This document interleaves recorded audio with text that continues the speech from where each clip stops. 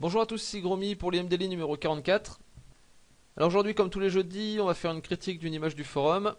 Et aujourd'hui, je vais revenir sur les torses présentés par Tipeee pour l'IM Training numéro 1. Donc on va d'abord faire une petite review globale des torses. Et après, on va passer à un problème en particulier que je voudrais noter. Donc alors ça, c'est les premiers torses, donc ils sont moins bien que ce qui sera fait par la suite. Donc là pour l'instant les proportions sont pas très bonnes, les muscles s'enchaînent pas comme il faut, enfin c'est encore un petit peu catastrophique. Mais ça va s'améliorer au fur et à mesure. Donc là les suivants, donc c'est déjà un peu mieux, et là c'est un peu plus qu'on prend en volume je pense. Donc ça commence à être plutôt pas mal.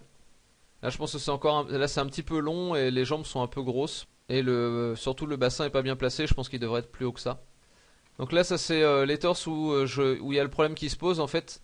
Là, les épaules sont. Là, c'est à peu près bien placé. La façon dont la lésion se fait entre les épaules et les pectoraux.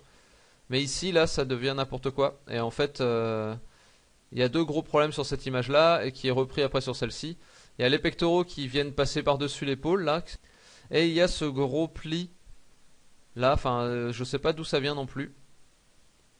Et ça, c'est un problème que j'avais déjà vu ailleurs, et je comprends vraiment pas pourquoi les gens créent ici. C'est pas la cage thoracique, parce que la cage thoracique descend plus bas en fait, les côtes arrivent jusque là. Et là il y a un gros creux qui est créé, oui, je sais pas d'où ça vient. Ça n'existe pas. Donc on va partir de ce torse là. Et en fait ouais, le plus gros problème que je vois c'est surtout, bon là il y a le creux ici, je sais pas ce que c'est donc du coup je vais pas en parler plus que ça. Mais il y a surtout oui, ces pectoraux là qui viennent passer par dessus l'épaule avec le muscle de l'épaule qui est ici et les pectoraux qui passent par dessus, ça c'est complètement le contraire qui doit se passer en fait. C'est le muscle de l'épaule qui vient passer par-dessus le muscle des pectoraux. Ça donne quelque chose qui est un peu plus comme ça. Normalement, donc là vous voyez, il y a le gros muscle de l'épaule qui passe par-dessus et en dessous, il y a les muscles des pectoraux qui viennent s'agripper et se développer. Et d'ailleurs, sinon, les pectoraux descendent plus bas aussi que ce qui était indiqué par Tipeee. Donc ouais, voilà, ça c'est vraiment un point à revoir sur l'anatomie humaine. On voit là sur un personnage que j'avais fait, enfin sur les muscles que j'avais dessinés sur un personnage, enfin sur une photo d'un être vivant. Donc vous voyez là les pectoraux passent dessous, là on a le muscle de l'épaule, on a les pectoraux qui passent par dessous, qui s'accrochent et donc quand on soulève les bras, le muscle pectoral est tiré vers le haut.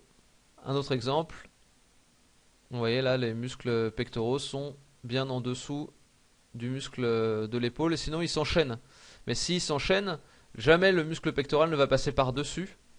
C'est juste que les deux se confondent presque et qu'il y a une délimitation qui est un petit peu floue là entre le pectoral et l'épaule. Mais jamais, jamais le muscle pectoral ne va passer par-dessus.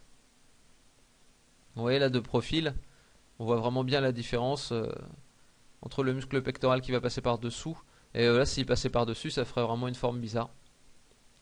Donc là ça c'est le point à noter. Et sinon il y a un deuxième point à noter aussi, c'est que comment ça se passe au niveau des abdos. Là on a des muscles qui partent sur les côtés et sur le côté on a un grand muscle qui vient du dos, qui vient se rabattre par dessus et qui vient passer sous le pectoral, enfin, qui s'accroche à la limite du pectoral là, qui passe presque en dessous.